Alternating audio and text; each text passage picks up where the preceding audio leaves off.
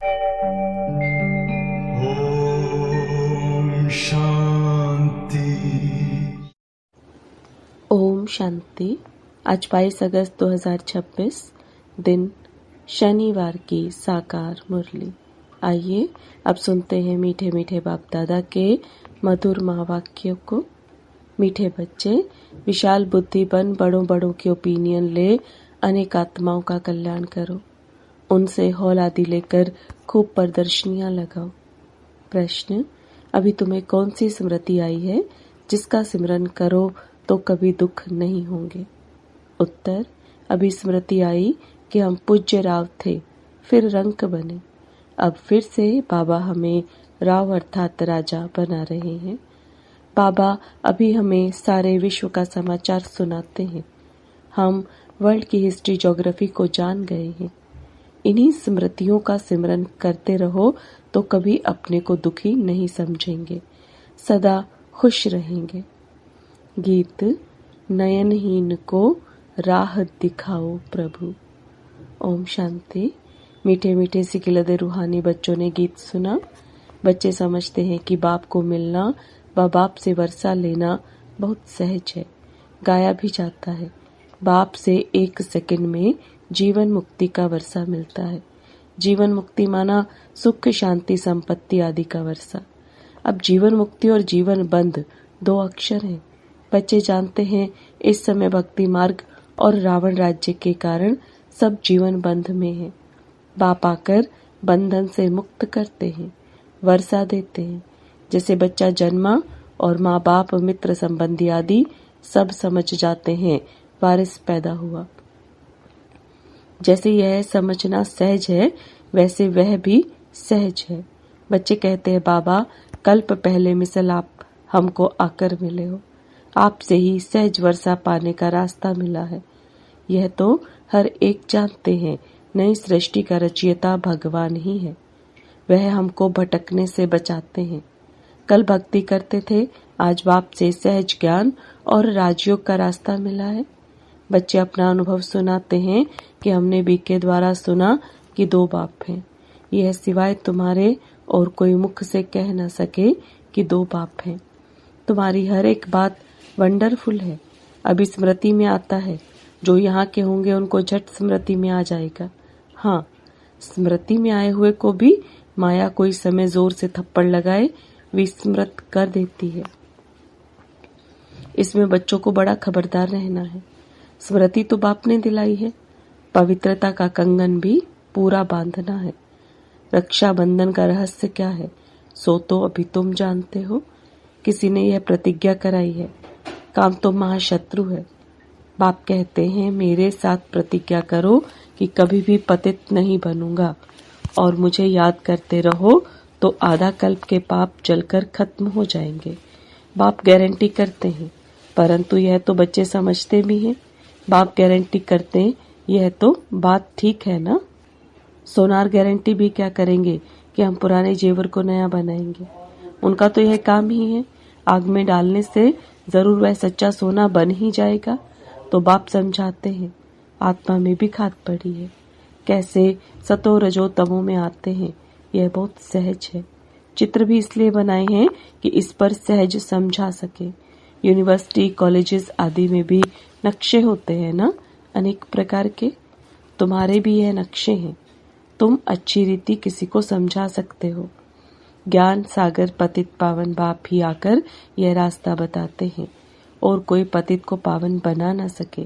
नयनहीन दुखी मनुष्य हैं। तुम बच्चे जानते हो, पहले 2 युगों में दुख होता नहीं, ना भक्ति होती है। वह है ही स्वर्ग। भारत के इस समय के मनुष्यों और भारत के प्राचीन मनुष्यों का कॉन्ट्रास्ट है ना, परंतु यह और कोई समझते नहीं।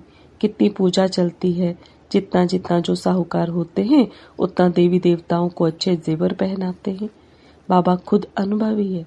बॉम्बे में लक्ष्मी नारायण का जो मंदिर है, उनके ट्रस्टी ने लक्ष्मी नारायण के लिए हीरो का हार बनवाया था। बाबा को उस ट्रस्टी का नाम भी याद है। पहले शिव बाबा का मंदिर बनाया तो उनको बहुत सजाया, फिर देवताओं का बनाया तो लक्ष्मी नारायण आदि को भी कितने जेवर पहनाए। उस समय कितना धन होगा, मोहम्मद गजनवी कितने ऊंट भर कर ले गए। भारत में कितना अथाह धन था। अभी तुम यथार्थ रीति समझते हो। हमारा भारत क्या था? हमारे भारत में कुबेर का खजाना था। हीरे जवाहरों के मंदिर बनाते थे। अभी वह चीजें हैं नहीं, सब लूट कर ले गए हैं। अभी तो क्या हाल हुआ है। तुम ही पूज्य राव थे, फिर तुम ही 84 जन्म ले पूरे रंग बने हो। ऐसी ऐसी बातें घड़ी घड़ी सिमरन करनी चाहिए, तो फिर कभी भी तुम अपने को दुखी नहीं समझेंगे। दिल में सिमरन करते रहेंगे, हम बाबा से क्या ले रहे हैं। पाप आकर हमको सारे विश्व का समाचार सुनाते हैं। ये वर्ल्ड की हिस्ट्री ज्योग्राफी कोई भी जानते नहीं। तुम जानते हो पहले एक धर्म, एक राज्य, एक ही मत, एक ही भाषा थी। सभी सुखी थे। पीछे हम आपस में लड़ने झगड़ने लगे और भारत टुकड़ा टुकड़ा होने लगा। पहले ऐसे नहीं था। वहां कोई भी किस्म का दुख नहीं था। बीमारी का नाम निशान नहीं था। उसका नाम ही है स्वर्ग। तुमको अपनी स्मृति आई है। बरोबर कल्प कल्प हमको विस्मृति होती है, फिर स्मृति में आता है। पहली एकस भूल हुई है तो जो रचता और रचना को भूल गए हैं। अभी तुम आदि मध्यांत को जानते हो। सतयुग में भी यह नॉलेज नहीं होगी तो फिर परंपरा कैसे चल सकती। उस समय मुख्य तो राजे लोग ही होते हैं, ऋषि मुनि थोड़े ही होते हैं। वे द्वापर से आते हैं। ऋषि मुनि आदि को खान पान भी राजाओं से ही मिलता है। राजाएं संभाल करते हैं क्योंकि फिर भी संन्यास करते हैं ना। प्राचीन भारत का प्राचीन राजयोग गाया जाता है। प्राचीन ऋषि मुनि नहीं कहेंगे, वे तो द्वापर में ही आते हैं। वह राजाओं के आधार पर चलते हैं। कहते हैं हम रचता और रचना को नहीं जानते। बाप कहते हैं यह खुद राजाएं भी नहीं जानते। इस दुनिया में कोई भी इस नॉलेज को नहीं जानते। अभी तुम बच्चे समझदार बने हो। लक्ष्मी नारायण के मंदिर जो बनाते हैं उनको तुम लिख सकते हो। इतने लाखों रुपया खर्च कर मंदिर बनाया है, परंतु उनकी जीवन कहानी का आपको पता है? इन्होंने राज्य कैसे पाया, फिर कहाँ चले गए, अभी कहाँ हैं? हम आपको सब राज बता सकते हैं। ऐसा उनको लिख सकते हो। तुम बच्चे तो हर एक की जीवन कहानी को जान चुके हो, तो क्यों नहीं लिखना चाहिए? हमको टाइम दो तो हम एक एक की जीवन कहानी बताएंगे। शिव के मंदिर जो बनाते हैं उनको भी तुम लिख सकते हो। बनारस में शिव का मंदिर कितना बड़ा है, वहां भी ट्रस्टी लोग होंगे। कोशिश करनी चाहिए बड़ों बड़ों को समझाएं। बड़े आदमी समझ गए तो उनका आवाज बहुत होता है। गरीब लोग झट सुन लेते हैं। मदद बड़ों की लेनी है, ओपिनियन भी बड़ों बड़ों की लिखवानी है, क्योंकि उन्हों का आवाज भी मदद करता है। वास्तव में वह इतना आवाज करते नहीं है जितना होना चाहिए। तुम प्रेसिडेंट को भी समझा सकते हो। अच्छा अच्छा भी कहते हैं। चीफ मिनिस्टर, गवर्नर आदि ओपनिंग करते हैं, लिखते हैं यह बीके तो बहुत अच्छा सहज रास्ता ईश्वर से मिलने का बताते हैं, परंतु ईश्वर क्या चीज है यह कुछ भी नहीं समझते। सिर्फ उस समय कहते हैं रास्ता बड़ा अच्छा है, शांति मिलने का मार्ग अच्छा है, परंतु खुद नहीं समझते हैं। बाबा बड़ों बड़ों को समझाने के लिए भी कहते हैं बड़े बड़े मनुष्यों से बड़े बड़े जो नामी ग्रामी हॉल हैं वह ले लो। बोलो हम सब मनुष्यों के कल्याण के लिए यह प्रदर्शनी हमेशा के लिए रखना चाहते हैं। सिर्फ एडवर्टाइज करनी है। ऐसे 50 या 100 हॉल लेने चाहिए। भारत तो बहुत बड़ा है ना, एक एक शहर में 10-12 हॉल लो। अखबार में पड़ जाए इतने हॉल में प्रदर्शनी हो रही है। जिनको समझना है वे आकर समझें, तो कितनों के कल्याण हो जाएगा। बच्चों को बड़ा विशाल बुद्धि बनना चाहिए। सर्विस बच्चों को करनी चाहिए ना। बाप सब बच्चों को कहते हैं प्रदर्शनियां बहुत जोर जोर से करो। बाबा तैयारी करा रहे हैं। बच्चों को कोशिश करनी चाहिए। ये सब समझने की बातें हैं। भगवान आते हैं प्रजापिता ब्रह्मा द्वारा रचना रचते हैं प्रजा की, तो जरूर कितने ब्राह्मण रचे होंगे। अब फिर रच रहे हैं। कितने ब्राह्मण ब्राह्मणियां हैं। बाबा यह ब्राह्मण धर्म रचते हैं संगम पर। तुम प्रैक्टिकल में देख रहे हो और समझ रहे हो। ये बातें कोई शास्त्रों में नहीं है। तुम बच्चे समझते हो बाबा आते ही तब हैं जब पतित दुनिया को पावन बनना होता है। यह भी जानते हैं परमात्मा प्रजापिता ब्रह्मा द्वारा ही रचना रचते हैं, परंतु कब रचते हैं ये नहीं समझते। वे समझते हैं कोई नई रचना रचते होंगे। ब्रह्मा को तो सूक्ष्म वतन में समझते हैं। अभी तुम समझते हो प्रजापिता ब्रह्मा तो यहाँ है, तुम सूक्ष्म वतन में जाते हो, पवित्र बन फिर फरिश्ते बन जाते हो, साक्षात्कार करते हैं, बच्चे आकर सुनाते हैं, वहां मूवी चलती है। वह है ही मूवी वर्ल्ड। तुमने मूवी बाइस्कोप भी देखा था। अभी प्रैक्टिकल सब बातों को तुम जान चुके हो। मूल वतन है साइलेंस वर्ल्ड, वहां आत्माएं रहती है। सूक्ष्म वतन में सूक्ष्म शरीर भी है, तो जरूर कुछ भाषा भी होगी। तुम बच्चों की बुद्धि में है, हम आत्माओं का स्थान शांति धाम है। फिर है सूक्ष्म वतन, वहां ब्रह्मा विष्णु शंकर रहते हैं, और यह है कलयुग और सतयुग का संगम। यहाँ बाप आते हैं, यहाँ से तुम ब्राह्मण जाते हो। पियर घर और ससुर घर है ना, यहाँ दोनों तुम्हारे पियर हैं। बाप दादा दोनों मेहनत करते हैं बच्चों को गुल गुल अर्थात फूल बनाने। मुसलमान भी कहते हैं गार्डन ऑफ अल्लाह। कराची में एक पठान था, वह सामने खड़ा होता था, देखते देखते गिर पड़ता था। पूछा जाता था तो कहता था हम खुदा के बगिया में गया, खुदा ने फूल दिया। अब उनको ज्ञान तो था नहीं। अभी तुम बच्चे समझते हो बगीचा किसको कहा जाता है। यह है कांटों का जंगल और वह है फूलों का बगीचा। तुम्हारी बुद्धि में सारा राज है। सतयुग क्या है, कलयुग क्या है, तुमको बहुत खुशी होनी चाहिए। सारा चक्र तुम्हारी बुद्धि में है। विस्तार तो इनका बहुत है। तुम्हारी बुद्धि में कितना शॉर्ट में बैठा हुआ है। तुम बच्चों ने रचता बाप द्वारा रचता और रचना को जाना है। ब्रह्मा को रचता नहीं कहेंगे, रचता एक है, बलिहारी भी एक की है।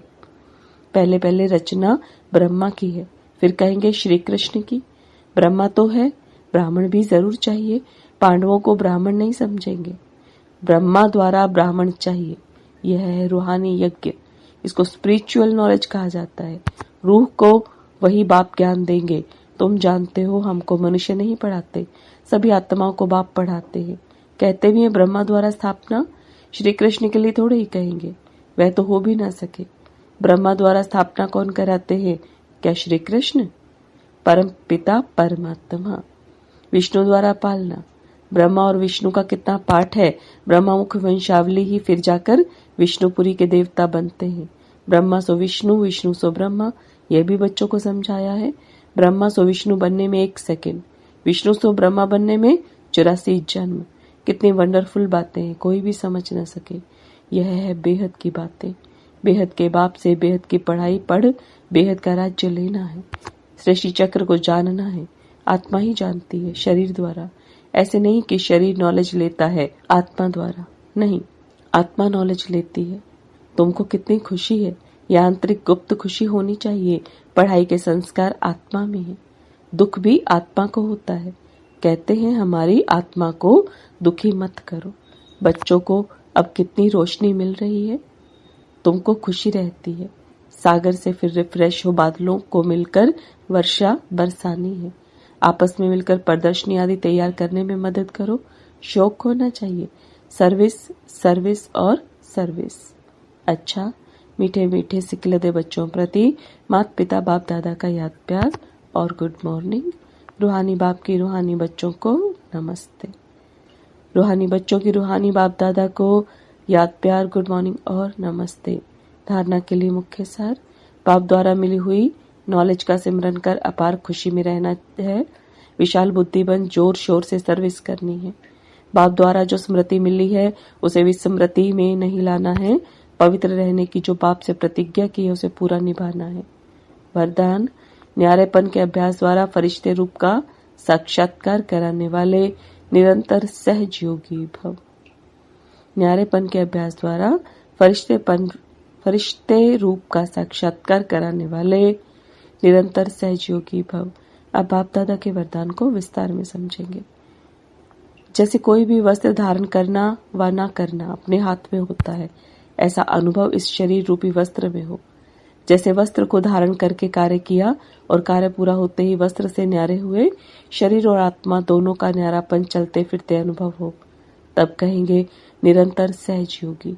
ऐसे डिटैच रहने वाले बच्चों द्वारा अनेक आत्माओं को फरिश्ते रूप और भविष्य राज्य पद के साक्षात्कार होंगे। अंत में सर्विस से ही प्रभाव निकलेगा। स्लोगन, संगम का 1 सेकंड भी व्यर्थ गंवाना अर्थात 1 वर्ष गंवाना। संगम का 1 सेकंड भी व्यर्थ गंवाना अर्थात 1 वर्ष गंवाना। ये अव्यक्त इशारे अपवित्रता के बीज को भी समाप्त कर संपूर्ण स्वच्छ अर्थात पवित्र बनो। ब्राह्मण जीवन का जो आंतरिक वर्षा सदा सुख स्वरूप शांत स्वरूप मन की संतुष्टता है, उसका अनुभव करने के लिए मनसा की पवित्रता चाहिए। जमा करने की विधि मनसा वाचा कर्मणा पवित्रता, फाउंडेशन पवित्रता है।